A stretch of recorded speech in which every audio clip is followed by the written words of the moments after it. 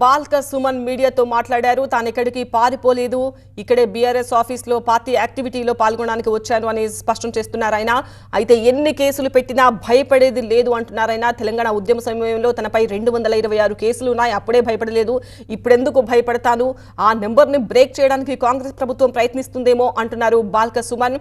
కాంగ్రెస్ ప్రభుత్వం ఇచ్చిన డిక్లరేషన్లు, SC ST declaration, అలాగే బీసీ డిక్లరేషన్, యూత్ డిక్లరేషన్, రైతు డిక్లరేషన్, వీటన్నింటిపైన నేను ప్రశ్నిస్తున్నందుకే నా పైన ఇలా కావాలని కేసులు పెట్టి జైలుకు పంపాలని చూస్తున్నారు అంటూ బాల్క సుమన్ కాంగ్రెస్ పార్టీపై ఆరోపణలు చేస్తున్నారు.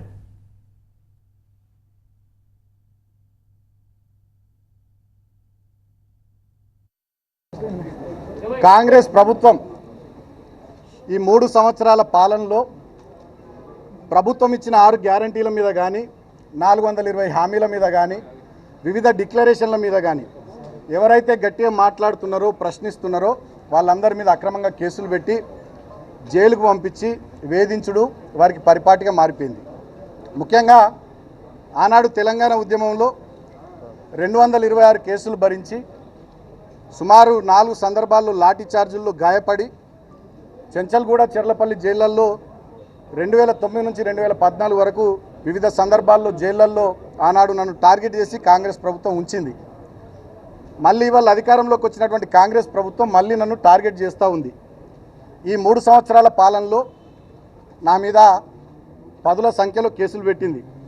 మరి పాత రికార్డు వీళ్ళు బద్దలు కొడతారో ఏందో తెలియదు. గతంలో 226 కేసులు ఉండే నా మీద తెలంగాణ ఉద్యమంలో. ఆ రికార్డు బద్దలు కొట్టాలనుకుంటారో ఏమో ఇప్పటి కాంగ్రెస్ ప్రభుత్వం. అక్రమంగా అనేక కేసులు పెట్టి నన్ను వేధిస్తూ ఉంది. మొన్నటికి మొన్న మీరు చూస్తే క్యాతన్పల్లి మున్సిపాలిటీలో 22 వార్డుల్లో 14 వార్డులు మేము గెలుచుకుంటే కేవలం 7 వార్డులు గెలుచుకున్న కాంగ్రెసు అన్యాయంగా క్యాతన్పల్లి మున్సిపాలిటీ చైర్మన్ స్థానాన్ని కైవసం చేసుకోవాలని కుట్ర చేసి నా మీద, నాతో పాటు మా నాయకులు 25 మంది మీద అక్రమ కేసులు పెట్టి నన్ను ఆదిలాబాద్ జైల్లో 16 రోజుల పాటు ఉంచారు. సో అక్కడ అనేక రకాలుగా జైల్లో కూడా ఇబ్బంది పెట్టిర్రు. నాకు థ్రోట్ ఇన్ఫెక్షన్ వస్తే ట్యాబ్లెట్లు ఇవ్వలే. దాదాపు 4-5 రోజుల పాటు విపరీతమైన చలి అక్కడ ఉంటుంది. ఫిబ్రవరి మాసం చలి బాగుంటే నాకు బెడ్షీట్ ఇవ్వలే. అనేక రకాలుగా నన్ను రిస్ట్రిక్షన్స్లో ఉంచుతూ వేధించారు. అయినా వాళ్ళ కడుపు మంట ముఖ్యమంత్రి రేవంత్ రెడ్డిది, మంత్రి వివేక్ది, కాంగ్రెస్ ప్రభుత్వ పెద్దల కడుపు మంట చల్లారనట్టుంది. మళ్ళీ ఇప్పుడు అక్రమంగా కేసులు పెట్టిరు. నేను 2014లో పెద్దపల్లి ఎంపీగా గెలిచిన, సింగరేణి కార్మికుల ఓట్లతో గెలిచిన ఆనాడు.